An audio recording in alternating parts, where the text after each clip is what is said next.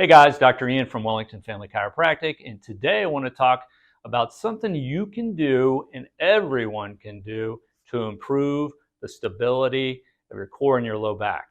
And this might surprise you, but it starts with breathing. Yes, breathing correctly actually improves the stability around your lower back. Now, why is that? Well, whenever we breathe properly, we are using our diaphragm, and as we take a breath in, the diaphragm comes down. Now, if you're truly breathing correctly, the diaphragm is going to come down and line up and pressurize, line up with the pelvic floor and pressurize the abdomen.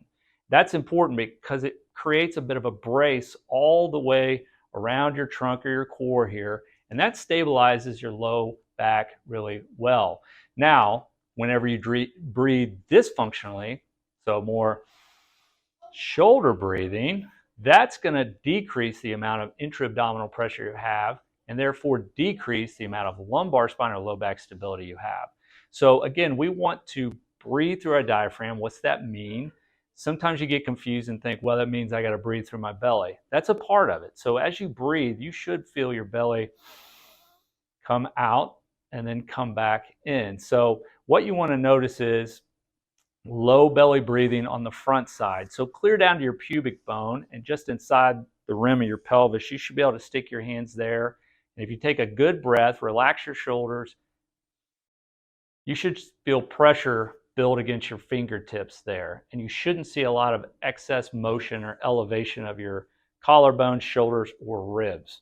So what we actually want to see is the ribs kind of scoop out instead of elevating. So what you can do to check that is you actually want to feel your breath clear into your flank around your kidney or last rib. So what you can do is hook into just below or on those last ribs. And as you sit, relax your shoulders. We're not going to elevate our shoulders. You should feel that expand. So it shouldn't be elevating, it should expand in that area of your low back. So what's a way you can train this at home or at work? Well, if you're in a chair, what you can do is practice 10 breaths. And what I have people do is have them contact the front lower portion of their abdomen and then right up under those ribs. And I'm putting pressure in all four corners. And then I'm wanting to feel as I breathe in, my shoulders relax and not elevate.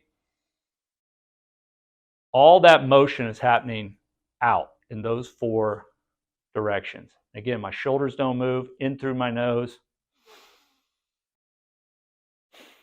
And if you're doing it really well, your shoulders should not elevate.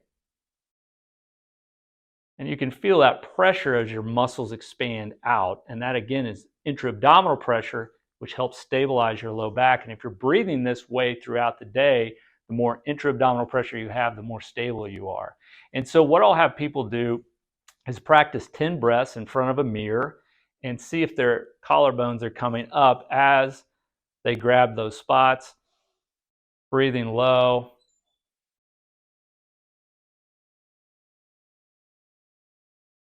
And then once they get the hang of that, they don't necessarily need the mirror to know what that feels like. Then they can do one set of 10 breaths, 3 or 4 times throughout the day. Now, if you really want to speed up your progress with your breath, just do it once an hour. Just set a timer on your phone. You're going to take 10 deep breaths through your nose. Feel that area on the front side expand along the back side in those 4 quadrants. Just do it once an hour, 10 times. And what you'll notice is the more you practice breathing that way, the more you'll begin to breathe that way, and the less you'll probably carry tension and shoulder breathe like we see a lot of our patients do. And that's because that's the way we're hardwired within our nervous system to breathe. This is the normal pattern we have, and then we all mess it up as we get older out of childhood. If you look at most 1-year-olds, 2-year-olds, they're breathing perfectly. And then as we age, we start to shoulder breathe and form all these dysfunctional patterns.